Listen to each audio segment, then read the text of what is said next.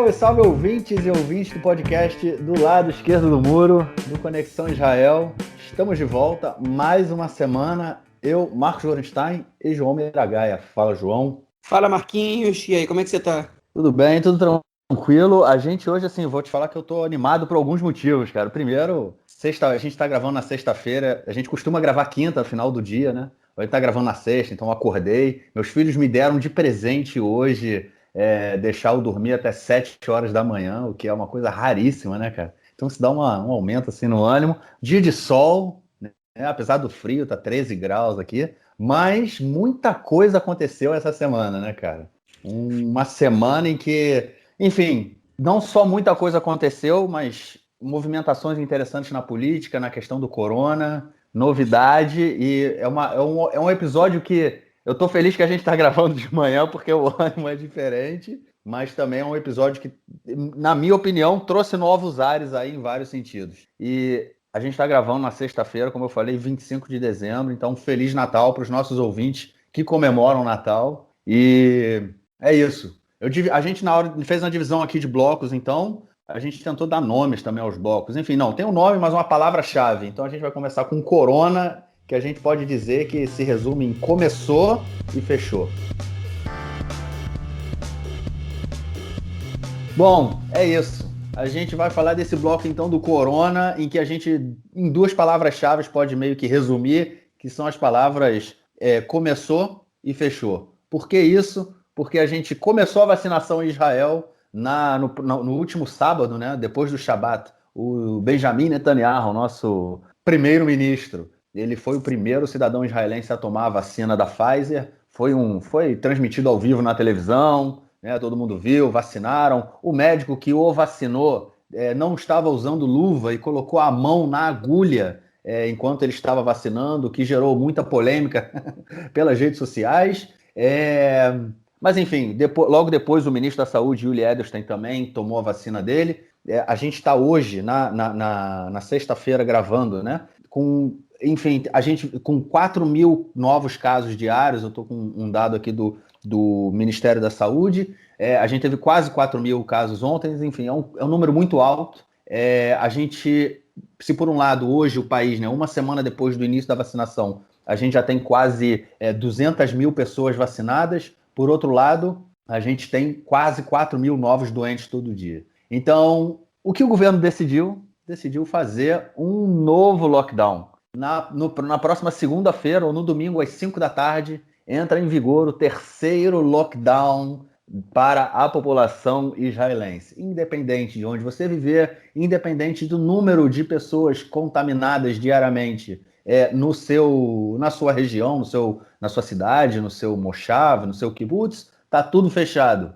Os colégios inicialmente iam funcionar até 1 hora da tarde, todo o sistema educacional, houve muita polêmica e o governo voltou atrás porque todo mundo reclamou, mas tudo fecha novamente. Os shoppings fecham, o comércio de rua fecha, o transporte público vai ficar em 50%, os cinemas e casas de show já não estavam abertos mesmo, então vão continuar fechados, e a gente não pode mais sair de casa, não vai poder sair de casa a mais de 1 quilômetro, enfim, voltamos aí a viver como estávamos vivendo em setembro, no meio da vacinação, e eu não sei mais o que falar, João, eu não sei mais o que falar, cara, é isso, fica tu agora. Pois é, vamos colocar as coisas no seu contexto. A gente não terminou o último lockdown, né? Pois é. Restaurante aberto, né? Algum café aberto. A gente não Nada. se etapa. O país ele ainda estava discutindo, o governo estava discutindo nas últimas semanas a possibilidade de novas aberturas. Os shoppings, por exemplo, eles reabriram tem 2 semanas. Então a gente ainda estava no último lockdown, que começou em setembro, né? A gente não saiu. Os restaurantes, por exemplo, não abrem desde setembro. O shopping ficou desde setembro fechado, reabriu há 2 semanas, vai fechar de novo agora. Antes da gente terminar o último lockdown, a gente começou o terceiro, né? O Israel foi o primeiro país do mundo a fazer o segundo lockdown e vai ser o primeiro país do mundo a fazer o terceiro também. Você não foi o primeiro a fazer o primeiro lockdown, porque obviamente que o primeiro foi a China, porque lá o vírus ele se disseminou mais rápido, né? Enfim, com absoluta certeza o vírus começou lá, né? ainda que exista alguma discussão no mundo acadêmico sobre isso, mas, enfim, a grande maioria das probabilidades é que começou lá, e foi, de fato, o primeiro país que sofreu com uma epidemia desse vírus, que no momento ainda não era pandemia.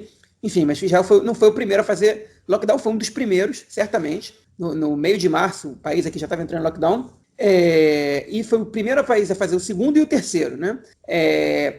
Isso diz várias coisas, né, sobre o controle do vírus aqui em Israel, né? Isso diz primeiro, que o lockdown funciona. Quem acredita que o lockdown não funciona, ele funciona. Nas 2 vezes que Israel tomou essa medida, a disseminação do vírus ela diminuiu drasticamente. Okay? Então, é uma política que ela tem efeito, e não à toa o governo está lançando mão dela pela 3ª vez. Okay? Mas também é uma política que é muito radical, que é uma política muito intensa, vamos dizer assim, que ela afeta o país de diversas maneiras, né? Ela afeta a economia do país, ela afeta o psicológico das pessoas, ela afeta, enfim, a movimentação de uma maneira geral, as liberdades, tudo isso. E é uma medida que o governo, a princípio, não gosta de tomar, que ela não é muito popular, na verdade, ela não é nada popular, né? Ela, no máximo, consegue convencer as pessoas de que não tem outra alternativa. Okay? E o que a gente também pode chegar, a conclusão que a gente pode chegar desse terceiro lockdown é que o espaço entre lockdowns do governo, ele não é bem gerido. Isso é óbvio. Isso é muito claro. Se você faz o lockdown para você diminuir a contaminação, né, você espera que você tenha um planejamento para a reabertura do país, para você conseguir controlar o vírus e tudo mais. E se você entra num lockdown sem nem ter terminado o anterior, ou, digamos, em outras palavras, 2 meses depois que você começou a afrouxar o lockdown anterior, é sinal de que que alguma coisa deu errada nessa passagem de um para o outro, né? E isso que deu errado, enfim, a gente pode agora tentar ver no micro o que foi que a gente pode dizer que deu errado ou não. Eu acho que esse segundo lockdown, o que ele já deu errado é que ele liberou o país com mais de 1.000 casos por dia, né? Porque a gente estava, quem não se lembra, a gente chegou a ter 9.000 casos num dia. Então, a gente conseguiu, em 4 semanas de lockdown, diminuir para 1.200 casos por dia. E aí, quando chegou a 1.200 casos por dia, o país ele reabriu. E o governo achou que estava bem. Só que se você está fechando o país para você reabrir com mais de 1.000 casos por dia, é muito fácil você perder o controle num país como Israel, que tem uma população de pouco mais de 9 milhões de pessoas. 1.000 casos por dia é muita gente sendo contaminada. É certo que nas 2 semanas seguintes, ainda chegou a baixar para 400 casos por dia, porque os efeitos da contaminação a gente vê só entre 10 dias e 2 semanas depois, né? As pessoas que estão sendo contaminadas, elas só aparecem uns dias depois, que os sintomas demoram a aparecer, mas o governo apostou muito alto, né? Para a gente ter uma noção, no primeiro lockdown, o governo ele reabriu o país com mais ou menos 40 casos por dia, né? Que é um número bastante inferior. E o governo fechou com 722 casos num dia. Ou seja, o governo fechou no primeiro lockdown com menos casos por dia do que ele reabriu no segundo. E aí a gente chegou em 2 meses a 4.000, o Marquinhos disse agora 3.900, enfim, os meios de comunicação mostram números diferenciados, o Haaretz hoje mostrou 4.480 de anteontem para ontem, enfim, foi o que eu escutei também ontem no rádio, né, na verdade, na transmissão do programa de televisão do Canal 13 pela rádio Galei Tzahal, né, que enfim, eles também falaram em 4.500 casos. Enfim, se não são 4.500 agora, vão ser daqui a 2 semanas, com certeza, porque hoje o país está normal, e mesmo que a gente entre no fechamento, no lockdown, no domingo, às 5 da tarde, nas próximas 2 semanas, o que a gente deve ver é um aumento nos casos, que são resultado do que foram essas semanas agora. Então, o governo, mais uma vez, lança a mão desse artifício, dessa medida, porque ele foi incompetente em controlar o vírus durante esse tempo. Incompetente não só em liberar o país quando a contaminação ainda estava muito alta, como também em não fazer o controle, em não ter medidas rígidas com determinados setores da população, onde o vírus se dissemina muito mais rapidamente, né? E isso é claramente um sinal de fracasso do governo. Mas a gente também tem outra razão para entender que esse lockdown, outras razões, né? Algumas delas já caem por terra rapidamente, mas tem outras razões para entender que esse lockdown, por que ele foi lançado agora, né? Enfim, a gente, como o Marquinhos falou, Israel começou a vacinar a sua população, se não me engano, hoje, sexta-feira, dia 25 de dezembro, já tem mais de 120 mil pessoas vacinadas, ou 160 mil, já não sei, o país já tem estrutura para vacinar mais de 40 mil pessoas, eles querem a previsão é chegar a 60 mil vacinações por dia, né?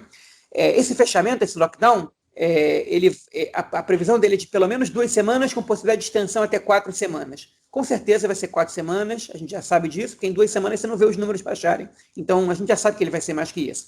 Mas enfim, durante esse tempo as pessoas continuam sendo vacinadas. E com 60 mil vacinações por dia, hein, vocês podem fazer as contas aí, em 28 dias, né, a gente vai chegar a mais ou menos 1 milhão e 700 mil pessoas vacinadas nesse tempo, né, que é um número bastante alto, considerando que a população de Israel é de 9 milhões de pessoas. Pelo menos a primeira dose, 1 milhão de pessoas, quase 1 milhão e meio de pessoas já vai ter tomado nesse tempo, o que faz com que o país ele esteja mais protegido, né?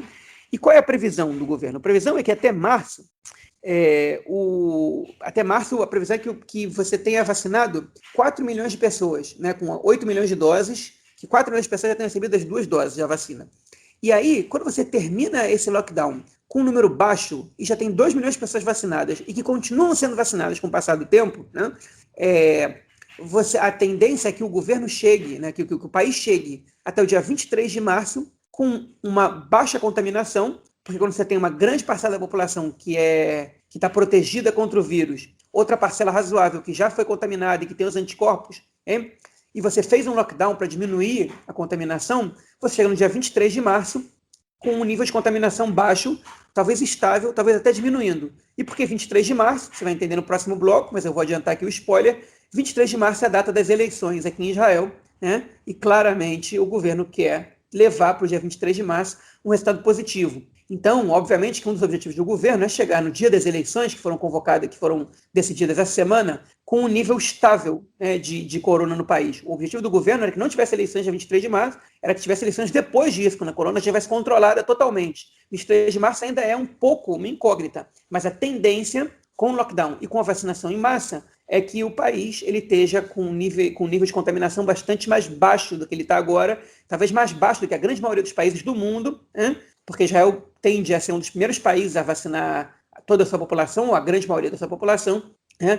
E, enfim, isso vai ser apresentado, obviamente, como um sucesso do governo no controle à pandemia, né, ao coronavírus, pelo menos a nível interno. Se o governo tem bons resultados eleitorais, e se o que o governo está vendendo com bons resultados eleitorais é o controle da epidemia de coronavírus no país, é óbvio que é um ponto positivo que o governo vai vender, é óbvio que o sucesso do governo é o sucesso da população nesse caso, né? O que a gente questiona é o timing quando as coisas são feitas e o resto da política, né? Enfim, os protestos estão muito grandes contra esse terceiro lockdown, principalmente pelos donos de pequenos negócios, né? Que estão indo pela terceira vez, vão fechar suas portas, alguns sem nem ter aberto pela segunda vez, né? Enfim, estão reclamando bastante dos efeitos que isso pode ter nas suas finanças. O Ministério das Finanças não apresentou um plano de socorro para esse terceiro lockdown, pode ser que apresente durante, que vai ser o comum, né? Lamentavelmente é o comum desses 2 lockdowns, mas enfim, essa é a situação que a gente passa. Alguns também sugeriram que o Netanyahu ele lançou mão desse lockdown agora em janeiro, porque é a data na qual vai começar o seu julgamento presencial, ao qual ele tem que comparecer 3 vezes por semana. Só que no plano do lockdown não está incluído o fechamento dos tribunais, e o ministro da Justiça, que é o principal adversário político do Netanyahu, não eleitoralmente falando, politicamente falando, no país hoje, que é o Avi Nissan-Cohen, ele garantiu que os tribunais vão seguir abertos durante o lockdown, que eles vão seguir funcionando, ao contrário do que aconteceu no primeiro lockdown, quando, na época, o ministro da Justiça, que era membro do Likud, Amir Ohana, anunciou o fechamento dos tribunais, adiando o julgamento do Netanyahu, né? O Avi Nissan-Cohen, ele já anunciou que os tribunais não vão fechar, que eles vão seguir abertos, e o julgamento do Netanyahu ele vai acontecer. Então, quem achava que isso era uma teoria da conspiração, quem apostava nessas teorias, que o Netanyahu queria fechar o país para evitar ser julgado, se equivocou, porque o Netanyahu sabe, o ministro da Justiça que tem, ele sabe que ele não vai poder contar com a complacência do Nissan-Cohen, ele já sabia disso, e não foi por causa disso que ele lança mão desse lockdown agora em janeiro. Obviamente que ele espera por bons resultados eleitorais, e obviamente que ele também está preocupado com a contaminação da população. Enfim, ele deu o exemplo, não só ele, como o ministro da Saúde, como o Marquinhos disse, como o presidente Rivlin, né, como outras pessoas importantes da política. Existe uma proporção não baixa dentro da população israelense de pessoas que não acreditam, que não querem se vacinar, que desconfiam da vacina, que desconfiam dos efeitos, que desconfiam no tempo que a vacina foi feita, né, que ela foi autorizada. Enfim, isso acontece no mundo inteiro, Israel não ia ser diferente, e é exatamente por isso que o primeiro-ministro deu o exemplo e foi lá, foi o primeiro a se vacinar, para mostrar se é seguro para mim, é seguro para vocês também, podem se vacinar, enfim, e espero que isso encoraje as pessoas, porque eu particularmente confio nos cientistas que são o amplo consenso, nesse caso, que aprovaram a vacina. Né? Vale lembrar que a vacina que está circulando agora em Israel é a vacina da Pfizer, mas Israel também tem um contato um convênio com a Moderna, e as vacinas da Moderna também podem começar a ser aplicadas aqui a qualquer momento, na verdade, no momento que as autoridades do Ministério da Saúde aqui aprovarem a vacinação da Moderna. Enfim, a discussão sobre o fechamento, ela não foi simples, né? Outra vez teve confusão, eles queriam fazer fechamento diferenciado, o público, os deputados ultra-ortodoxos se opuseram a isso, foi outra vez aquela mesma bagunça de sempre, e aí no fim das contas fecha o país inteiro para não desagradar parte da população, especificamente parte do eleitorado desses partidos, que também está com Netanyahu, não é por coincidência, né? Teve uma confusão também em relação à educação, né? Porque na Europa os últimos lockdowns permitiram que o sistema educacional ficasse aberto. As pesquisas aqui apontam que a contaminação nos institutos de ensino é muito baixa, né? Ao contrário do que se pensava antes, ao contrário, inclusive, do que a gente comunicou aqui em edições anteriores do podcast. Obviamente que a gente não cometeu erro sozinho, a gente replicou as informações que a gente recebia do próprio Ministério da Saúde, e pelo jeito a contaminação nos institutos de ensino ela é muito baixa, o que fez com que o governo decidisse manter aberto os jardins de infância, a educação até os 9 anos, e a educação também do ensino médio, que é feita por rotação, mas enfim, essa não foi uma decisão tomada facilmente. Primeiro eles decidiram que iam fechar, depois decidiram que iam abrir só até 1 da tarde, os jardins de infância, né, com a desculpa absurda de que se as crianças só têm aula até 1 da tarde, os pais não vão para a rua e não fazem coisas que são proibidas, ou seja, você faz as crianças saírem mais cedo da escola, né, impede as pessoas de trabalharem só para que uma minoria não descumpra as regras, né? O que é uma decisão absurda. Por sorte, o governo voltou atrás, depois de consultas aos profissionais do Ministério da Saúde e do Ministério da Educação, e os jardins de infância vão ficar abertos até as horas da tarde. E por último, para encerrar minha fala aqui, é importante a gente dizer que já tem 5 casos da mutação do coronavírus aqui em Israel, já monitorados, né? 4 deles da mutação do Reino Unido e 1 da mutação da África do Sul. Para quem não sabe, existem 2 mutações já do coronavírus. A da África do Sul a gente não tem muita informação ainda sobre ela, do Reino Unido, né? Especialmente da Inglaterra, né? Porque a própria Escócia fechou as fronteiras com a Inglaterra. É uma mutação que é mais contagiosa que o coronavírus original, né? Que chegou primeiro. Não é mais grave, né? E a tendência é que a vacina ela dê conta dessa mutação também. Mas é uma mutação que ela é mais contagiosa e que um dos motivos do fechamento é também evitar que essa mutação se espalhe, já que, enfim, ela tem mais potencial de estrago, né? Nesse caso, uma vez que ela contamina mais pessoas, né? O país está alerta em relação a isso. Vamos ver se dá tempo de evitar que essa mutação se dissemine por aqui também. Os voos com a Inglaterra, obviamente, foram fechados, e depois dessas informações sobre a mutação, todo mundo que chega em Israel, inclusive para pessoas que iam para países verdes, segundo a classificação do Ministério da Saúde, vão ter que passar 2 semanas de quarentena em hotéis, okay? Com comida fornecida e tudo mais, mas eles não vão poder voltar para casa, e isso está gerando revolta nos aeroportos, porque tem gente que saiu de férias com a promessa de que podiam voltar sem ter que entrar de quarentena, só fazer exame, ficar um dia, se o exame desse negativo, podiam sair para a sua vida normal, mas descobriram, ao chegar em Israel, que vou ter que ficar de quarentena num hotel, tinha gente gritando no aeroporto, fazendo um escândalo, ameaçando, inclusive, os profissionais lá, uma decisão que o governo tomou para evitar a mutação se espalhar, uma decisão nem um pouco popular, né? Cuja revolta é compreensível, mas é uma decisão acertada, pelo menos a meu ver. Que semana, né, cara, em relação também ao corona, assim, muita coisa aconteceu mesmo. Cara, eu tenho vários comentários, assim, coisas que que eu comentei, pelo menos, né, e me chamam a atenção hoje. A gente está entrando aí nesse terceiro lockdown, como você comentou também, no país inteiro, né, para evitar que alguns setores eles Enfim, vamos dizer, fiquem chateados, né? Se sintam discriminados. Mas hoje a gente tem mais uma vez o maior número, né? O maior coeficiente de. Proporcionalmente, né? O maior número de novos doentes. Eles vêm ainda do setor ultra-ortodoxo e do setor árabe do país, né? O que também aconteceu em outros momentos da pandemia.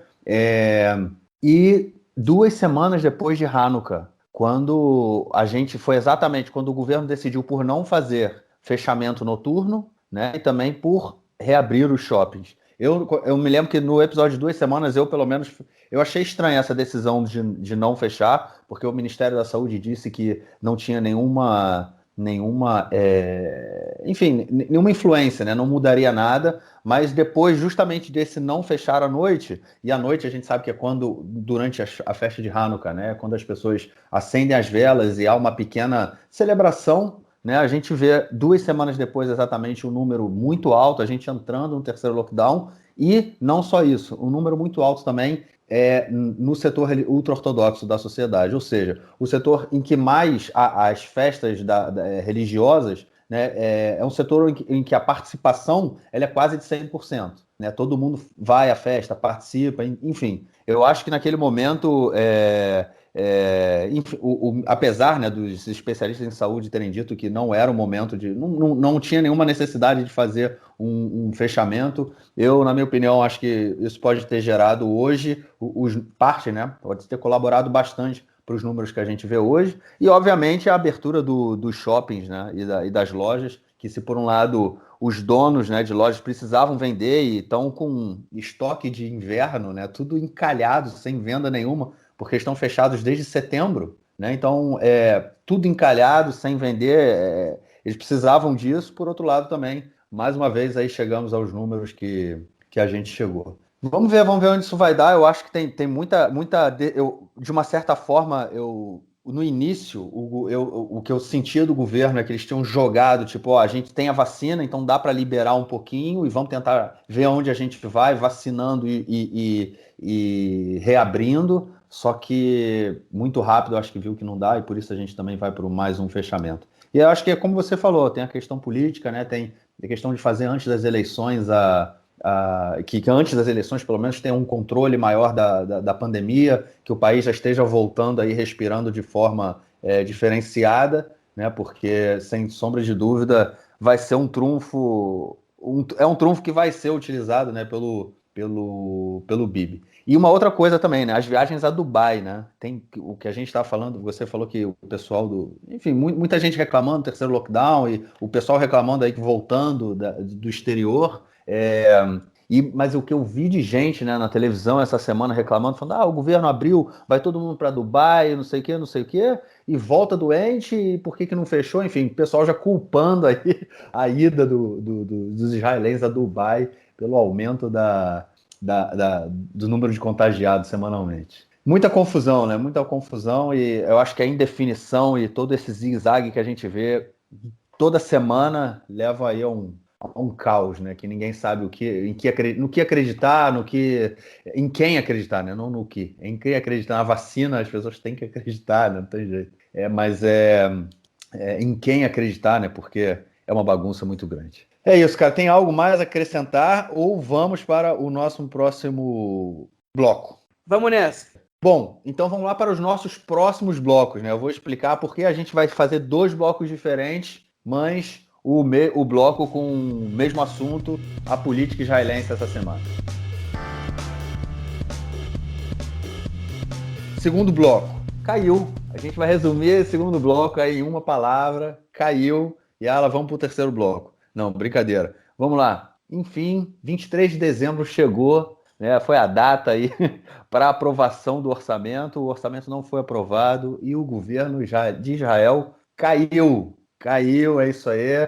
O João deu o spoiler no primeiro bloco. No dia 23 de março, nós vamos para as quartas eleições para para primeiro-ministro e para deputado, né, para o Knesset, para o parlamento. Em 2 anos, nós vamos para as quartas eleições. Enfim, vamos lá, vamos fazer com calma, né? A gente veio comentando disso lá no início, há muitos episódios já, né? Vamos dizer assim, que foi o principal motivo, né, que levou o motivo técnico que levou à queda do governo. Obviamente tem os motivos políticos que a gente vai comentar com o andamento do bloco. Motivos técnicos. O governo, a gente está no dia 25 de dezembro e a gente não tem orçamento para o ano de 2020. O orçamento deveria ter sido aprovado até agosto, não foi aprovado. Por que não foi aprovado? Porque tem um acordo, dentro de um acordo de coalizão entre o Likud e o Kahol Lavan, eles disseram que o orçamento seria aprovado bianualmente, ou seja, eles esse ano aprovariam o orçamento para 2020 e 2021. O Bibi, apesar do acordo ter sido assinado nesses termos, o Likud não aceitou fazer, depois que o governo tomou posse, obviamente, não aceitou fazer o orçamento bianual e queria fazer o orçamento para o mês, somente para o ano de 2020. Isso porque, se o orçamento não for aprovado, né, quando um orçamento, né, não o orçamento especificamente, um orçamento não é aprovado até julho do ano em vigor, o governo cai. E é exatamente o que a gente está vendo agora. Só que dessa vez o governo caiu em dezembro. Eu vou explicar por quê. E o que aconteceu? O governo começou lá no início do ano, né? A gente não tinha orçamento, já estava sem orçamento há muito tempo, porque a gente já tem 2 anos aí só de governo de transição. O governo começou a cadência do governo de união, né, entre o Likud e o Kahol Lavan, e eles tinham que aprovar o orçamento até o início de agosto. Eles não aprovaram o orçamento, porque estava nesse impasse se o orçamento seria anual ou bianual, e então eles aprovaram a prorrogação da aprovação do orçamento para o dia 23 de dezembro. Essa seria a data final. Se o governo não aprovasse um orçamento no dia 23 de dezembro, o governo cairia e o parlamento seria desfeito. Bom, tecnicamente foi isso que aconteceu. O governo caiu, o parlamento se desfez. Vamos aí para próximas eleições no final de março, né? Daqui a 2 meses aí. 3 meses, né? Janeiro, fevereiro, março. Isso. Lembrando também, né, que anteriormente tinha tido a lei aprovada, né, de não desconfiança do governo, né, ou seja, que já tinha feito o governo cair, mas isso poderia ter sido voltado atrás. Durante toda a semana a gente teve aí movimentações, né, entre o Likud e o Kahol Lavan para tentar evitar as eleições. Né? E a gente, apesar deles falam, a gente queria evitar a eleição porque a eleição é ruim, quartas eleições em 2 anos. O João comentou no último episódio por que eles queriam evitar as eleições, porque o Gideon Sa'ar, né, que era um deputado, que era o 4º da lista do Likud, né, opositor ao Netanyahu, ele saiu do Likud na semana passada e resolveu criar seu próprio partido. Né? O Gideon Sa'ar estava crescendo muito nas pesquisas, passou o Kahol Lavan no azul e branco, ficou ficou atrás do Likud em segundo lugar, mas enfim, é um feito sensacional, diminuiu muito o número de cadeiras do Likud e isso fez com que nem o Likud nem o Kahol Lavan no azul e branco quisessem eleições. Mas isso não aconteceu, vamos aí a novas eleições e é isso, cara. 23 de março, o julgamento do Bibi continua, como você comentou lá no primeiro bloco também, porque o sistema judiciário vai continuar funcionando e daqui a 3 meses vamos para mais uma eleição aí, cara. Pois é, e não só isso, né? A gente vai ter eleições, mas como a gente comentou, né? Eleições que ninguém queria, né? Agora, como é que eles conseguiram chegar em eleições? Esses 2 grandes partidos que juntos somam 53 cadeiras, né? E junto dos ultra-ortodoxos que também não queriam eleições e juntos somam, se não me engano, mais 15 cadeiras, né? Se juntos eles têm 68 cadeiras, como é que eles não conseguiram evitar essas eleições, se eles não queriam? Né? E a gente tem que entender o que aconteceu. Primeiro, o Gantz decidiu que ele queria eleições, que ele cansou, que ele vai para eleições, que o Netanyahu está passando a perna nele o tempo todo, e ele vai para eleições, então, e não quer nem saber. E aí ele chegou até a aprovar o projeto de desconfiança lá do Yesh Atid e votou a favor na leitura prévia, né? E aí o Netanyahu, aí começaram a ver as pesquisas, veio o Gideon Sa'ar, se candidatou, derrubou mais ainda o azul e branco, né?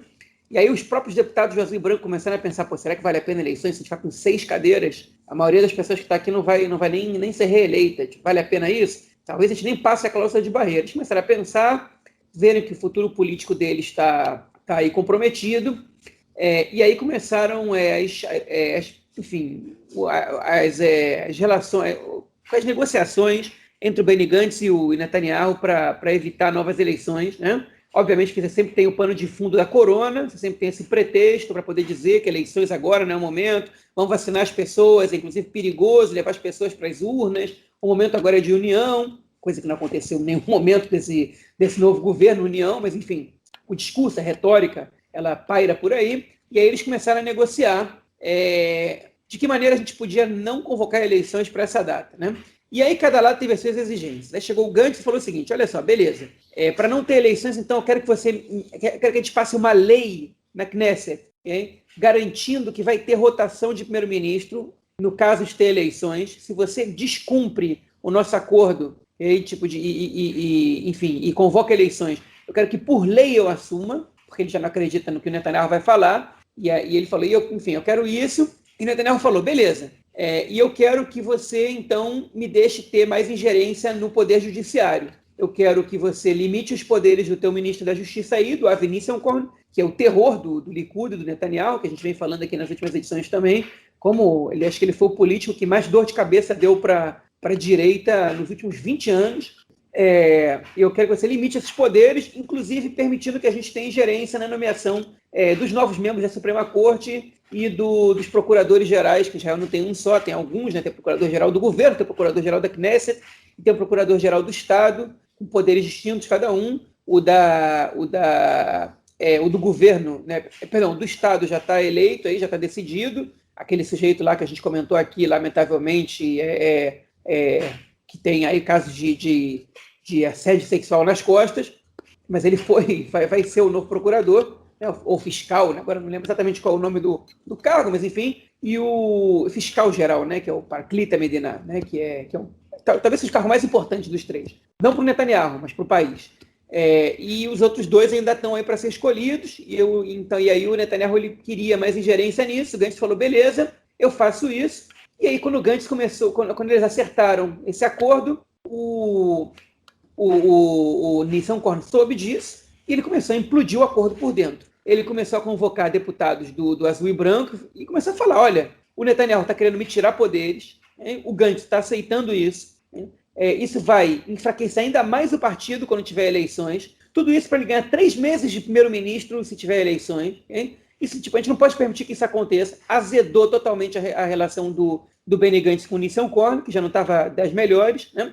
O Nissenkorn está dando uma aula de política para o Gantz, como você faz política de verdade. O Gantz, com todo respeito, ele não é político e também não quis ser, não quis aprender. Foi muito, enfim, só aprendeu depois do momento, perdeu o timing de tomar as decisões acertadas e ao contrário do Nissenkorn. E o Nissenkorn movimentou internamente o partido. O Gantz ficou com medo de ser derrubado pelo próprio partido e no estouro do cronômetro ele avisou o Netanyahu, não vou apoiar esse acordo, né? Obviamente o acordo consistia também numa emenda à lei básica da Knesset, que dizia que caso o orçamento não fosse aprovado, isso não acarretaria em eleições imediatas, né? O que é nocivo para a democracia também, né? O meio que eles conseguiram, que eles arranjaram para passar por cima, para poder garantir que não tivesse eleições, era mudar uma lei básica, né? Tipo, uma lei básica que é importante, que é a lei de você ter um mínimo de confiança no orçamento que o governo está fazendo. A própria Knesset, o próprio governo, que a maioria não aprovar o orçamento, e alguma coisa está muito errada aí, né?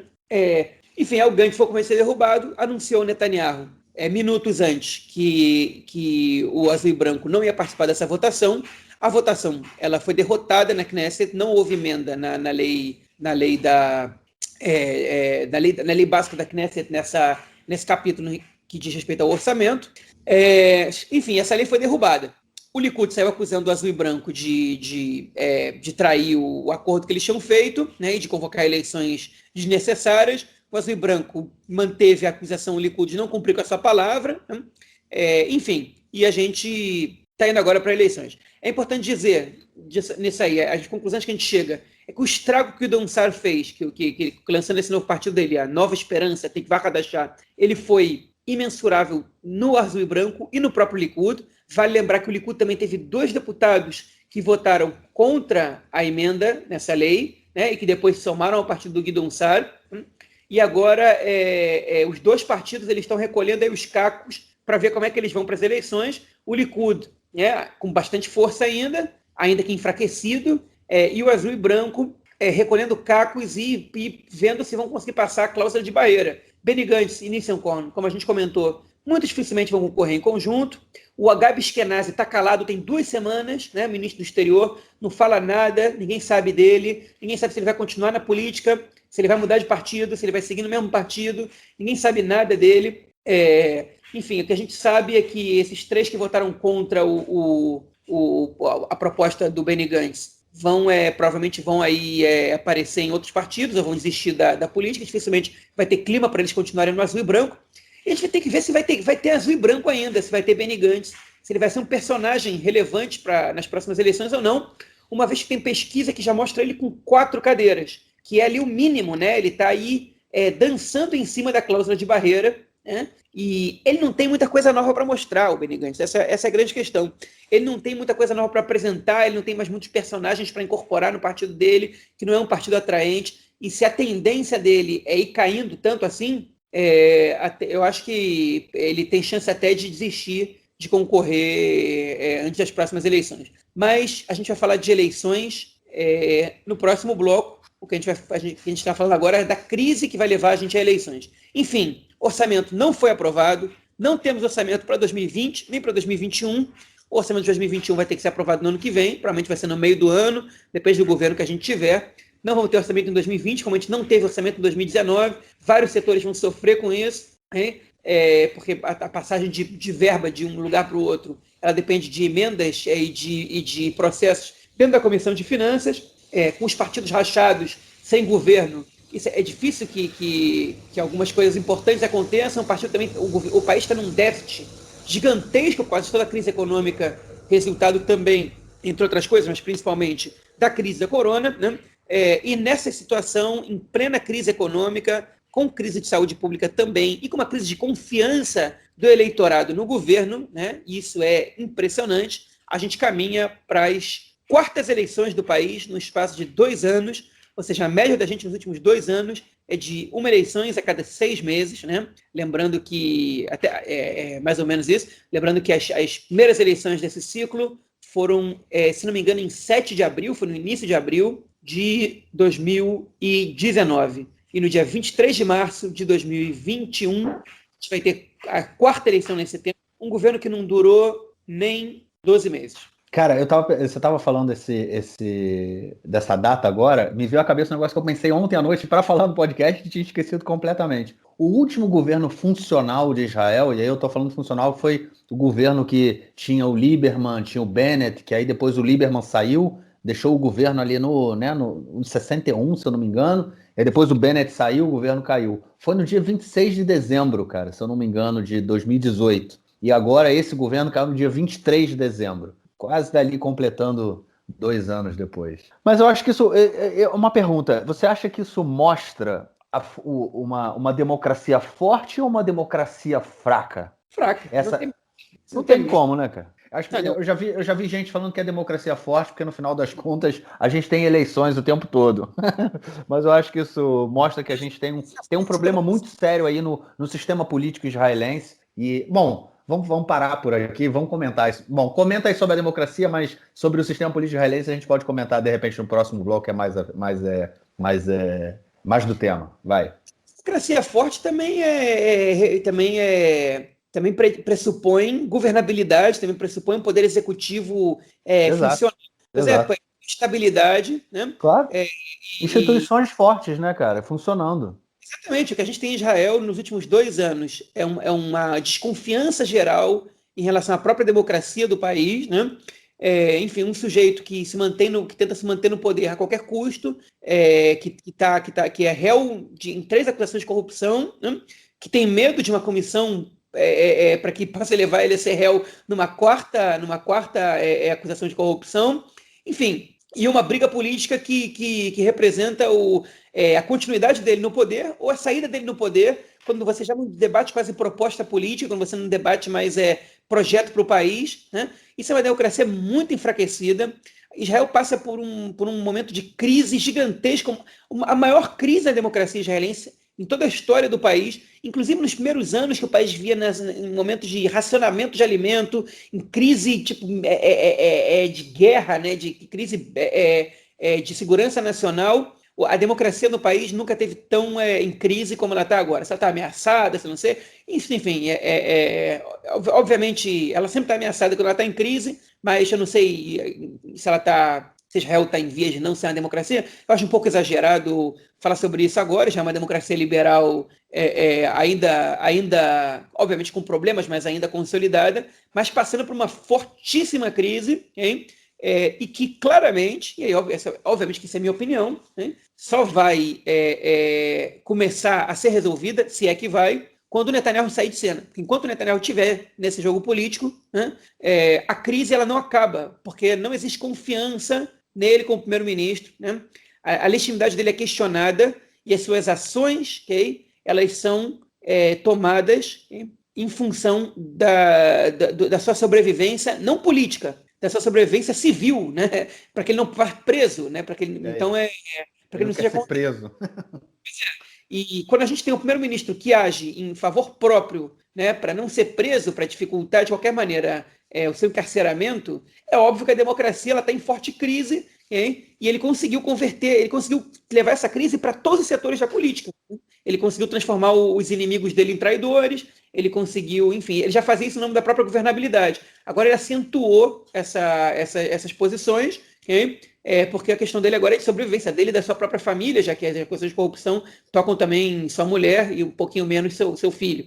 Então, enfim, é uma crise geral e que enquanto ele não sair, essa crise só tende a aumentar. E mesmo quando ele sair, as cicatrizes dela, elas vão demorar para serem curadas. E eu acho que tem muita gente aí disposta a ficar metendo o dedo na ferida o máximo possível e dificultar essas cicatrizes fecharem. E isso é o que é mais perigoso. Eu acho que essa questão da democracia, né? A gente tem um governo que não.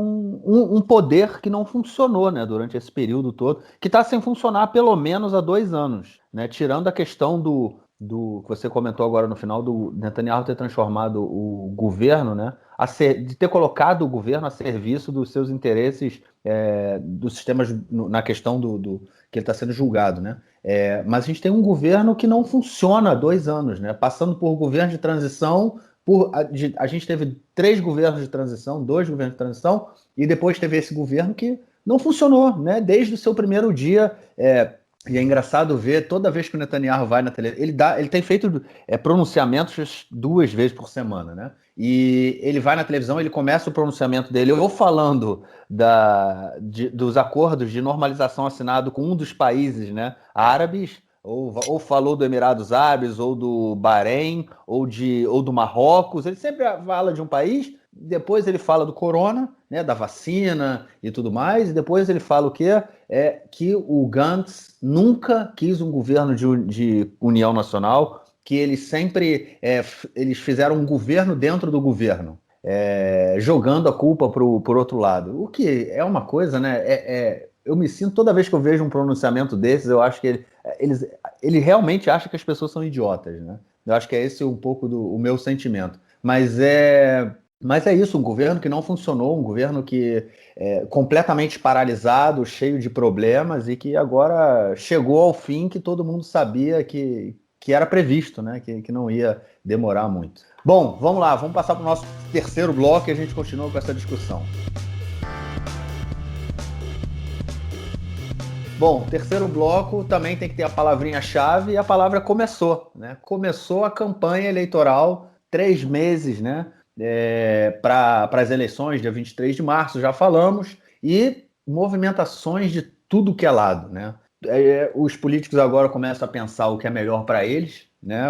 Aonde eles devem concorrer e se devem concorrer, né? Já tem aí, como o João falou no último bloco, né? O Gabi Ashkenazi, que ninguém sabe o que vai acontecer, mas a gente tem enfim, todos os outros personagens, muitos, né, grandes personagens da política israelense atualmente, mexendo aí o tabuleiro do xadrez se movimentando. A gente teve um pronunciamento do Bennett essa semana na televisão, que ele foi falar para os cidadãos israelenses, ele anunciou pelo Twitter, né, e pelas redes sociais que ia fazer esse pronunciamento, e foi lançar sua candidatura, né, a primeiro-ministro, falou que ia concorrer a primeiro-ministro, e no mesmo dia, na verdade foi poucos minutos depois, teve um pronunciamento de um deputado do Likud, Zeev Elkin, que estava informando aí a sua saída do Likud e informou que ele saiu do Likud e ele ia se juntar ao partido A Nova Esperança, do também ex-parlamentar do Likud, Gideon Sa'ar. Essa saída aí do Elkin foi uma saída movimentadíssima. Eu, pelo menos, aprendi muito sobre o Elkin essa semana. Não sabia, não conhecia muito o personagem, aprendi bastante. A gente já vai comentar sobre isso. Teve também a saída do Ofer Shelah, que é um parlamentar do partido, do partido Yesh Atid, do Yair Lapid. A gente comentou disso no episódio há uns meses. Ele tentou forçar o partido a fazer primárias, porque ele pretendia concorrer, né, à liderança do partido, só que o Yesh Atid, né, é o partido do Yair Lapid, né, o Yesh Lapid. Então, não foi muito bem recebido, né? Ele criou um certo problema com o líder, né, e dono do partido, e agora, nesse período agora eleitoral, ele resolveu sair do partido e criar, né, saiu do Yesh Atid e criou o seu novo partido. A gente ainda tem... Hã? Ele comentou na entrevista que ele deu no podcast do Haaretz pro Lior Kodner que ele não fala com o Yair Lapid desde que ele anunciou que queria concorrer às primárias. Eles pararam de se falar e que o Yair Lapid criou um outro grupo de WhatsApp paralelo com os outros deputados do partido, no qual ele não foi incluído, okay? E o grupo no qual ele participa está morto. Ou seja, ele foi boicotado pelo Yair Lapid de um jeito impressionante ali interno no partido, né? Pelo fato dele ter ido à imprensa dizer que ele queria primárias para ser líder do partido, né? Como se isso fosse uma de alta traição, né? Você cobrar que no partido que você faz parte, que tem como objetivo, né, segundo as palavras do próprio Lapid, comandar o país, né, ele quer ser o primeiro-ministro, ele não está disposto a fazer um processo interno em 7 anos de partido, quase 8, para que uma pessoa possa ter o direito de se candidatar a liderar o partido. Pois é. O que ele não faria se fosse primeiro-ministro, né? Vamos ver. Mas, enfim. E, por fim, a gente tem os partidos da esquerda sionista, né? O Meretz e o Avodá. O partido Avodá, o nosso sentimento é que simplesmente o partido acabou. As pessoas pularam fora do barco, né? Lembrando que o partido nesse parlamento agora só tinha 3 deputados. 2 deles entraram para o governo, né? E assumiram cargos ministeriais, que foram o Amir Peretz e o Itzik Shmuli. E uma deputada, a Merav Michaeli, uma histórica deputada, né, do Avodá, ela se manteve fora do governo, não entrou para a coalizão, ela não votava com o governo, enfim, já era um racha aí.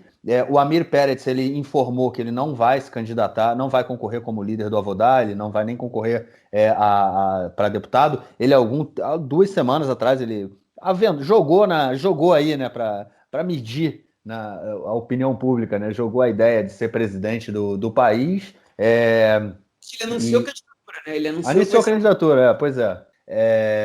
Vamos ver se ele vai manter isso, né? Mas agora ele anunciou que não vai... Ou seja, assinaturas de deputados confirmando que ele já apoia a tua candidatura. 10 assinaturas, né? Pode se lançar candidato, né? A tua candidatura pode ser rejeitada. Pois é. Então, ele anunciou a intenção de ser presidente. Mas, enfim, se ele vai ser ou não, aí eu acho difícil. Pois é. Enfim, a gente não sabe o que vai acontecer com o Partido Trabalhista, né, cara? Se alguém vai... se vai surgir um herdeiro aí, ou se o partido vai devagarzinho realmente se desfazer. Mas são questões que a gente vai ver daqui para frente. Mas o que movimentou realmente essa semana aí foi tanto a saída do Zeev Elkin, né, para o partido do Sa'ar, que foi uma pancada muito grande no Likud, quanto o meio que como o Bennett ficou e perdeu muito espaço também nessa semana, né? Pois assim, vamos começar falando da direita, né? E depois a gente vai para a esquerda, porque sobrou da esquerda, pelo menos, né? Essa semana, né? Semana passada, o Gideon Sa'ar surpreendeu as pessoas lançando o seu novo partido, Nova Esperança, né? e ele já foi somando alguns deputados. Os primeiros foram os rebeldes lá do Azul e Branco, né, que eram do partido Telem, depois criaram um partido novo deles, Derech Eretz, que era um desdobramento do Azul e Branco, tal, dentro interno do Azul e Branco, uma corrente ali, Joas Rendel e Tzvika Hauser, né, e eles dois, enfim, se somaram ao partido do Guidon Sar, foram os primeiros a anunciar que se somariam ao partido do Guidon Sar. Depois, dois deputados pequenos do Likud se somaram também ao partido, e depois veio a principal contratação, né, como se fosse um time de futebol, que foi a Yael Sasha Bitton, que é a presidente da comissão da Corona, na Knesset, né, que a gente comentou na semana passada, que fez com que o Sar, que tinha surgido já com uma média de umas 15, 16 cadeiras, subisse para 18, 19 cadeiras nas pesquisas, né? Muito em função de votos do Naftali Bennett, né? E aí a gente tem que entender o que foi essa contratação, o que foi essa aquisição. Ela entrou como número 2 do partido, com promessa de ser vice-primeira-ministra, caso ele seja primeiro-ministro, o que não quer dizer, não é nada a ver com o que o Gantz é, ela tipo, substituiria ele em viagens internacionais, mas basicamente é isso, né? Caso ele renunciasse, ela assumiria de imediato, e ela também teria participação, de acordo com o acordo que eles fizeram, na nomeação de ministros e nas principais decisões do partido, e seria parte dos principais gabinetes, né? Esse foi o acordo que eles fizeram. Obviamente que a ela foi prometido algum ministério importante, ele não pode dizer qual, porque ele não sabe em que constelação que ele talvez seja primeiro-ministro, mas enfim, essa aquisição dela foi muito importante para a sua lista, porque a Yael Sasha Bitton, ela estava aparecendo com 7, 8 cadeiras em pesquisas que estavam sendo feitas há uns 2 meses, caso ela lançasse um partido próprio, né? Porque ela representa, na verdade, uma posição diferente da do governo em relação ao combate à crise da corona. Ela é contra os lockdowns, ela, no tempo que ela foi presidente da comissão da corona, ela chamou especialistas que, em sua maioria, mostraram que as ações do governo elas eram equivocadas, que o fechamento do país ele não era necessário, okay? Segundo o Barbas, que era que era o principal cotado para ser o gestor da corona no país e que recusou o convite, que estava o tempo inteiro no programa de televisão do Canal 12, ela chamou médicos que são quase que negacionistas da corona, profissionais que são quase que negacionistas, que são dissenso para falar, mas enfim, o que ela falava agradava muita gente, okay? E o que ela falava parecia, de alguma maneira, com o que o Naftali Bennett falava, só que o Naftali Bennett era um candidato e ela não era. Então o Naftali Bennett ele ganhou muita popularidade nesse tempo porque ele era o grande nome de oposição ao governo em relação à política da corona, coisa que o Yair Lapid não conseguiu fazer.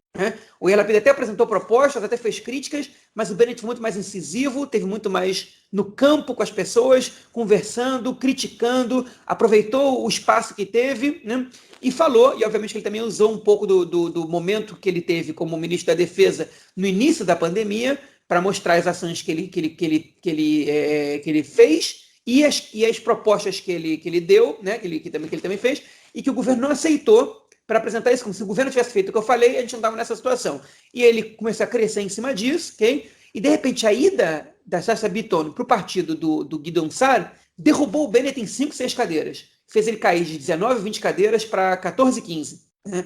Porque ele já não era mais o principal representante da luta contra a corona. O Guidon Sar conseguiu equilibrar as forças ou até ganhar dele nessa brincadeira, porque o Guidon Sar é um candidato menos radical que o Bennett em aspectos importantes da política israelense, né? Ele não tem kippah na cabeça, ele é um sujeito religioso, e tem gente em Israel que tem receio em votar num sujeito religioso para ser primeiro-ministro do país. O Bennett tem um histórico, ainda que ele seja moderado relativamente dentro do grupo que ele faz parte, né? Eu digo relativamente, ele tem um histórico de propor desobediência civil, às vezes, contra o próprio Estado, quando o assunto tem a ver com assentamentos e com ocupação.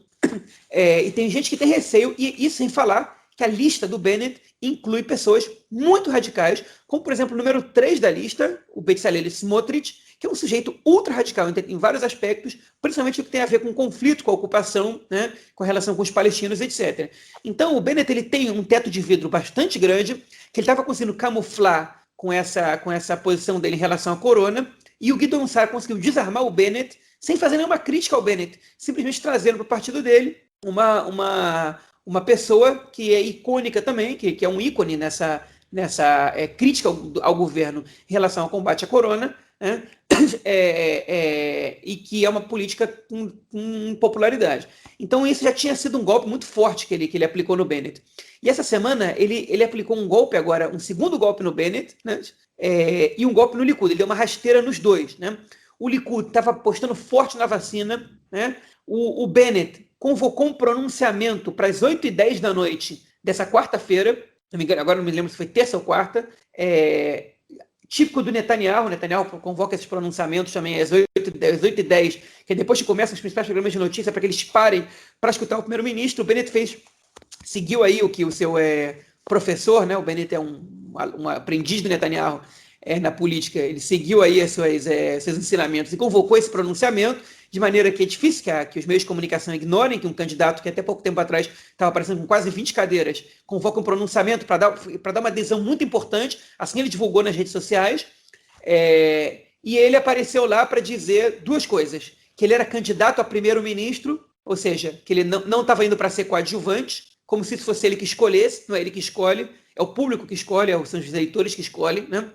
Mas a mensagem dele foi que eu não... Enfim, o Bennett, em geral, ele entra nas eleições dizendo: eu estou indo para apoiar o Netanyahu, e se vocês querem um governo de direita, votem em mim, que eu vou levar o Netanyahu mais para a direita. Dessa vez ele disse isso, mas ele tem se esquivado em dizer se ele comporia com o Netanyahu ou não o governo, o que enfraquece ele de determinada maneira. E ele disse também que qualquer partido sionista pode compor o governo com ele. Né? Obviamente que isso não foi um aceno ao Meretz, okay? Isso foi um aceno ao Yesh Atid, isso foi um aceno ao Benny Gantz, dizendo o seguinte: olha só, a gente sabe que teve problemas entre gente do meu partido e vocês, a gente sabe que na campanha que vocês fizeram, vocês atacaram muito ao Smotrich e outras pessoas do meu partido, mas isso ficou para trás, eu posso formar o governo com vocês. Essa é uma declaração que não merece destaque no telejornal mais popular do país, né? No horário nobre do país. Não merece esse destaque todo.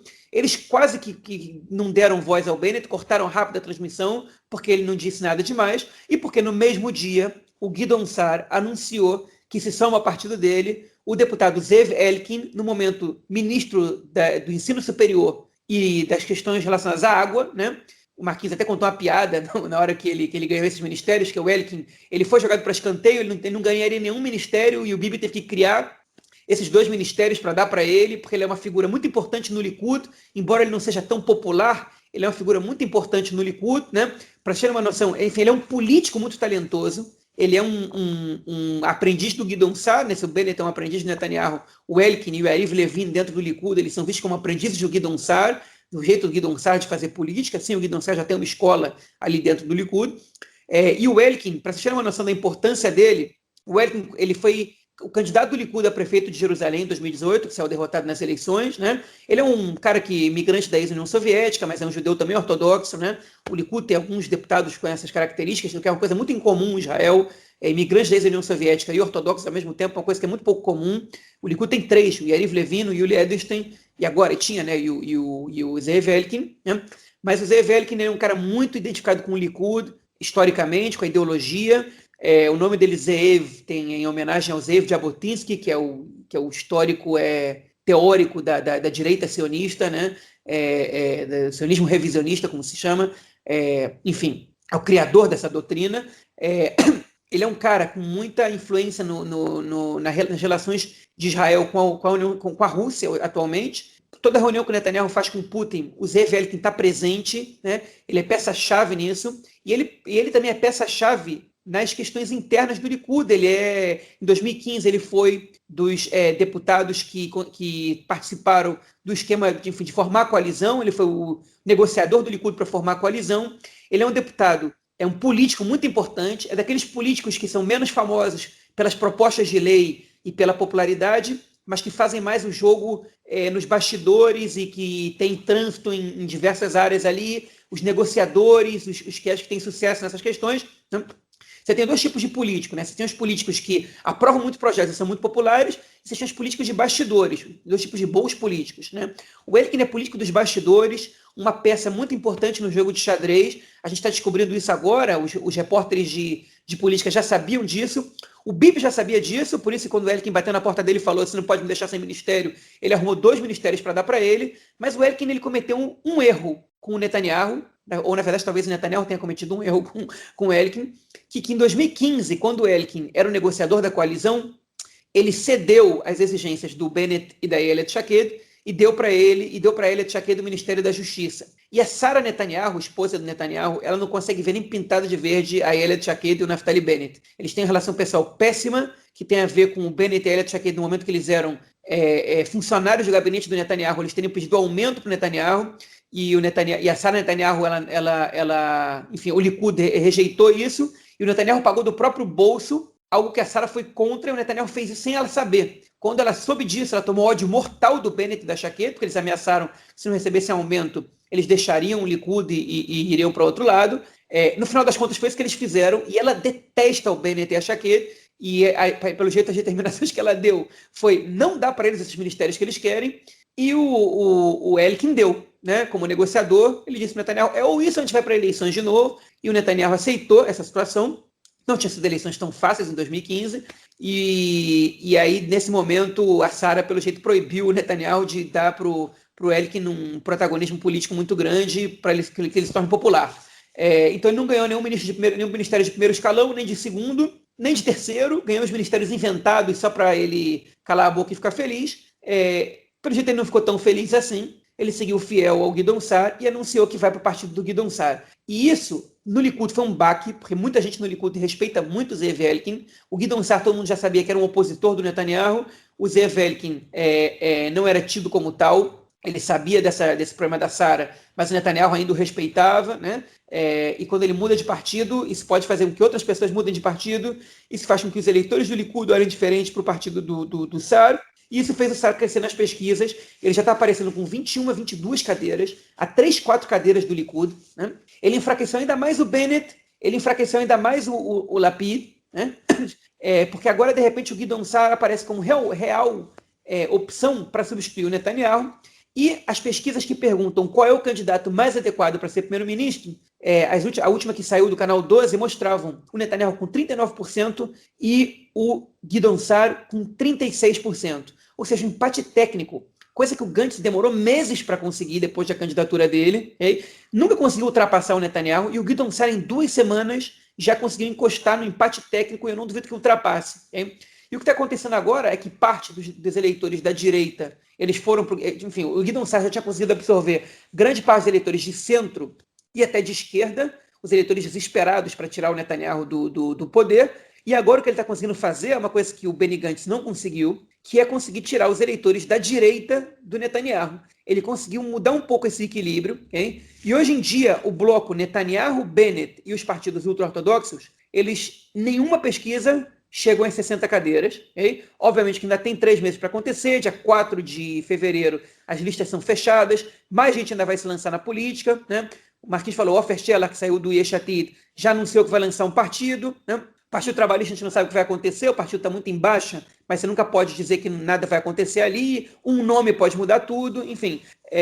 A esquerda ainda não está composta, mas o centro e a direita parece que sim, e parece que existe, dentro da própria direita, um nome com chances reais de derrotar o Netanyahu. Outra vez, a gente tem que ver no que isso vai dar, ainda falta muito tempo. O Netanyahu é mestre em conseguir desbancar os adversários deles em cima da hora, mas dessa vez ele está lidando com uma situação que é inédita para ele, porque o principal adversário dele no campo político não é um cara que se apresenta como esquerda nem como centro. O principal adversário do Netanyahu no campo político é um outro deputado de direita, ainda mais à direita que ele, que veio do partido dele, que levou gente que era do partido dele, gente de confiança dele, né? E que vai ser difícil ele conseguir colar neles a pecha de traidor, de esquerdista, de entreguista para os árabes e tudo mais. A gente sabe que o Gideon Sa'ar não vai formar o governo com Meretz, a gente sabe que o Gideon Sa'ar não vai precisar da esquerda para formar o governo, com partidos de centro e de direita ele pode formar. Gideon Sa'ar, que tem excelentes relações com os partidos ultra-ortodoxos também, então se ele precisar, ele pode simplesmente fazer um governo só com a direita, os ortodoxos, se ele tiver força para isso, né? E essa é uma situação inédita para o Netanyahu. É muito cedo para dizer que o Netanyahu vai perder as eleições, mas ele está correndo um risco, como ele já correu nas últimas vezes, okay? Mas é um risco maior, eu diria, porque o próprio bloco do Netanyahu, que estava fechado com ele, dessa vez, não necessariamente ele vai permanecer fechado com ele. Nada garante que depois das eleições os ultra-ortodoxos não componham o governo com Guidon Saar. Essa é a grande diferença entre o Benny Gantz e o Guidon Saar. Para você convencer os ultra-ortodoxos de formar um governo com Yair Lapid, você precisa ter muito voto, você precisa ter uma diferença, uma vitória muito grande. Mas para você convencer os ortodoxos a formar um governo com Guidon Saar, okay, não é tão difícil assim. E se o Guidon Saar tiver que dar um chute no Lapid para fora e jogar ele para a oposição para pegar os ultra-ortodoxos, isso não vai ser problema nenhum. Não vai ser problema nenhum. Então, a gente está aí realmente visualizando uma situação na qual o Netanyahu pode deixar de ser primeiro-ministro, okay? E o Netanyahu chegou a dizer a interlocutores, segundo algumas fontes, que disseram ao Chaim Levinson, que é jornalista do Haaretz e da Rádio Kan, que eu conheço o Guidon Saar, eu sei que ele não vai formar o governo comigo, né? Ou seja, ele sabe que realmente, se a situação ficar em impasse, eles vão ter que brigar pelos mesmos aliados. E aí quem tiver mais chance de formar o governo vai formar. E a gente sabe que a rejeição do Netanyahu é maior do que a do Guidon Saar, ainda que o Guidon Saar seja mais de direita que o Netanyahu. Olha só que engraçado. As chances do pessoal de centro apoiar um governo chefiado pelo Guidon Saar é maior do que um governo chefiado pelo Netanyahu, muito maior, eu diria. Então, essa é a situação que a gente enfrenta hoje. Isso para falar só da direita, né? Enfim, vou deixar o Marquinhos falar um pouquinho para depois a gente poder falar um pouco sobre a esquerda também. Eu acho que você colocou muito bem, enfim, toda a questão, mas isso que você... A saída do Guidon Saar do Likud, né? Ela já foi um baque muito grande, se bem que olha só que interessante, né? No episódio passado você comentou sobre que não estava, quando o Bibi, né, e o Gantz viram que o Saar estava subindo muito nas pesquisas e eles começaram a pensar de repente em não fazer eleições, né? A gente comentou que talvez o Saar tivesse se precipitado, né, em sair do Likud, o que realmente foi. Ele poderia, se as eleições não, se o Gantz e o Bibi tivessem chegado a um acordo, a gente não teria eleições agora e tanto o Saar, né, quanto a Chacha Bitton estariam em problemas aí sérios, né? Mas enfim, deu sorte. Como Maquiavel diz, né, precisa de virtude e fortuna para ser um político, né, para ser um príncipe, e o Guidon Saar, ele deu sorte e aproveitou a jogada aí, e justamente por ser um cara do Likud, né, ele causou um problema sério. O Likud tentou, a discussão de que você é um esquerdista, ela cola menos com o Guidon Saar, e ainda mais agora saindo aí o Zeev Elkin também do Likud, né?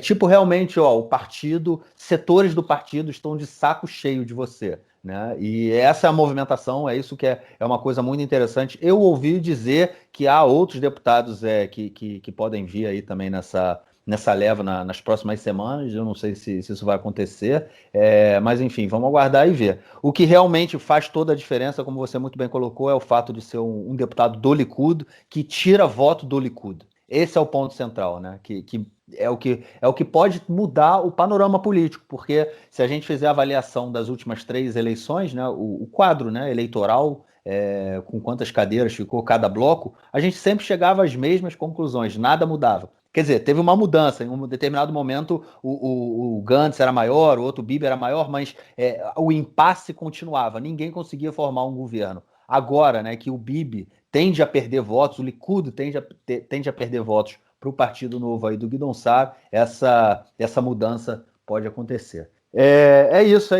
Vamos comentar então aí da esquerda sionista, que a gente não sabe nem se vai participar das próximas eleições, né, ou como vai participar das próximas eleições, e depois a gente continua. Vai lá. Pois é. Agora, o que acontece com o outro lado do campo? Tá? O Partido Trabalhista está aí mortinho, né? Não passa a cláusula de barreira em nenhuma pesquisa. O Meretz está aparecendo entre 5 e 7 cadeiras, né? E o Ofer Scheller agora anuncia que vai formar um partido novo, né? Interessante que esses dois políticos meio termo que tem alguma popularidade agora que transitaram, que é ele, Sacha Bitton e o Ofer Scheller, são os dois presidentes da Comissão da Corona, os dois últimos, né? O Ofer Scheller foi até maio, se não me engano, e a Sacha Bitton assumiu em maio. O trabalho dos dois foi muito diferente. O Ofer Scheller fez um trabalho naquele momento mais de entender como é que o vírus funciona, no início do trabalho. Ele apoiou as medidas de fechamento, de lockdown, no seu primeiro momento. enquanto a Chacha Bitton ela foi mais contra o lockdown, ela foi mais ela tentou escutar o lado das pessoas que estavam sofrendo pela crise econômica. Enfim, os dois ganharam alguma popularidade com isso. Mas o Ofer Shalom, ele também tem uma... Enfim, ele tem mais história na Knesset que a Yael Chacha Bitton. Ele era um dos principais nomes do Yesh Atid. Não à toa ele foi escolhido para a presença da Comissão da Corona, enquanto a Chacha Bitton ela entrou nessa comissão porque 20 pessoas do Likud praticamente já estavam assumindo ministérios e vice-ministérios, então sobrou para ela isso, ou seja, ela estava aí, ela era a 21ª da lista, né, no momento que o Ofer Shalom assumiu a presidência, ele era da oposição, né, ele foi um nome escolhido pelo Yesh Atid para assumir essa comissão aí, pelo Kahol Lavan no momento, pelo Azul e Branco, para assumir essa comissão, porque ele era um nome de prestígio no partido. Né, e ele, enfim, ele tem um histórico na Knesset, é um cara sério, é um cara que dialoga muito bem com a esquerda, ele era a esquerda do partido, né? O Yesh Atid é um partido de centro, eu diria centro-direita, mas ele e a Yael German eram a esquerda do partido, né? A Yael German, que inclusive era ex-ministra da Saúde, ela era do Meretz, inclusive, se desfiliou ao Meretz para entrar para o Yesh Atid, né? Era prefeita de Herzliya, da cidade de Herzliya nesse momento. Agora ela se retirou da Knesset, porque está doente, foi tratada da doença, enfim, ele ficou praticamente como o único membro de esquerda do partido, e ele queria dar uma guinada com o partido para a esquerda, queria liderar o partido, e tomou um sossega malandro aí do Yair Lapid, e aí ele entendeu que ele não ia ter futuro no partido dele, e ele, enfim, ele deu uma entrevista também, podcast do Haaretz há pouco tempo, para o Lior Kodner, né, e disse que ele não se vê no Meretz, mas que ele vai continuar na política, que provavelmente não no Yesh Atid. Enfim, eu cheguei até... E ele falou que o que ele queria construir é um partido que foi o que era o Partido Trabalhista historicamente. Então, quando ele anunciou que ele também tinha um pronunciamento para dar, ele foi mais humilde, ele anunciou o pronunciamento dele para meio-dia, eu achei que ele ia anunciar que ele ia concorrer à liderança do Partido Trabalhista, porque isso foi no dia seguinte que o Amir Peretz disse que não ia concorrer. Mas ele não, ele disse que ia criar um novo partido, né? Ou seja, ele não quis aproveitar a estrutura do Partido Trabalhista, ele achou que o Partido Trabalhista traz mais coisa ruim que boa, ou talvez ele queira a possibilidade de formar sua própria lista, né? Porque o Partido Trabalhista, ainda que esteja em forte crise, são os membros do partido, os filiados ao partido, quem elege a lista, né? De maneira totalmente democrática, junto do Likud, o partido mais democrático do país nesse aspecto, e ele sabia que não só ele ia ter que ganhar essa eleição ali do Partido Trabalhista, mas que a lista que ele ia ter que levar com ele podia vir com pessoas que não necessariamente são as que ele queria trabalhar, né? Porque a burocracia interna do partido, ela às vezes te dá alguns presentes de grego, né? A gente tem que dizer que o Partido Trabalhista, ainda que ele não esteja passando a cláusula de barreira, ele tem mais de 100 mil filiados, o que já configura quase 3 mandatos, né? Ou seja, se todos os filiados do partido forem votar, o partido muito provavelmente passa a cláusula de barreira, mas ele tem relações com a central sindical, com o Estadruto, com o movimento kibutziano, com movimentos estudantis, né? Que tem uma burocracia interna ali que às vezes empurra 2, 3 nomes para os primeiros lugares na lista, que às vezes não são as pessoas com quem você quer concorrer e que tem dificuldade de aceitar que o líder do partido seja uma pessoa externa ao histórico do partido, né? Enfim, e isso é um problema para o partido também, muitas vezes, porque ele tem dificuldade de renovação. O mesmo problema, aliás, passa o Meretz, que que democratizou a maneira de eleger sua bancada, mas continua com uma estrutura burocrática e com os grupos internos muito definidos, cheios de tendências, cheios de correntes, que não se acertam em relação a nada, né? Enfim, disso eu pulo para o Meretz. O Meretz tem as eleições dos sonhos agora para eles. O Meretz nunca teve isso na história, é o único partido de esquerda que hoje em dia é real, que tem chances reais de passar a cláusula de barreira, pelo menos no dia de hoje. Uma eleição que não tem voto útil para nenhum partido de centro, porque o principal concorrente do Netanyahu é um partido de direita, e é um momento que o Meretz podia absorver toda a votação da esquerda, do eleitor de esquerda israelense. E nem assim o Meretz consegue ter sucesso. 5 a 7 cadeiras, evidentemente que representa um crescimento. Se chegar a 7 cadeiras é um número que o Meretz não tem desde, se não me engano, as eleições de 2006. Né? Na verdade, não, desde as eleições de 2001, que o Meretz teve 7 cadeiras. Em 2006 o Meretz teve 5. Né? Ou seja, 7 cadeiras desde ali de 2001, né? Que é um número, seria um número alto para os últimos 20 anos de partido, mas com um cenário que nunca foi tão favorável. Não tem partido trabalhista, não tem outro partido de esquerda, não tem nem o Hadash, né, que é o partido comunista, concorrendo isolado, porque eles estão correndo junto dos outros partidos árabes, e isso traz uma rejeição ao eleitor de esquerda judeu, né? E o Meretz não consegue crescer porque eles têm uma liderança que parece estar cansada do Nissan Horowitz, também é uma liderança que não traz nada de novo. Eu gosto dele, um deputado sério, um deputado legal, que já teve seu momento, mas hoje em dia ele não representa nenhum atrativo. O número 2 dele, a Tamar Zandberg, também é uma deputada atuante, mas que também representa, ela tem muita rejeição para os eleitores que não são tradicionais do Meretz, e os quadros do partido eles são mais do mesmo. O partido não conseguiu tomar uma decisão sobre formar uma lista árabe judaica. As correntes internas do partido estão em briga há 30 anos, né? Às vezes, quando eles se acertam mais, o partido tem melhores resultados, mas esse não é o momento que eles estão se acertando. E esse cenário favorável, eles não conseguem nem evitar que o eleitor de esquerda vote no Guidon Saar ou no Yair Lapid, né? No melhor dos casos. No Guidon Saar, que é um sujeito de direita contra o Estado palestino, sabe, tipo, que tem posições mais radicais que o Netanyahu, né, que para o espectro israelense nem é radical, mas o Guidon Saar também não é, mas é um pouco mais. E o eleitor da esquerda está preferindo votar no Guidon Saar para derrubar o Netanyahu do que no Meretz. Ou seja, o Meretz não consegue um papel razoável dentro da política israelense, porque você não participa de nenhuma decisão. O máximo que você consegue é aprovar uma lei aqui, são conquistas muito pequenas, você não participa de nenhum governo, né? E você não consegue crescer, você não consegue mostrar força, você não consegue mostrar que 8% do eleitorado está com você. 8% do eleitorado do país está com você. Ou seja, não representa a esquerda do país, né?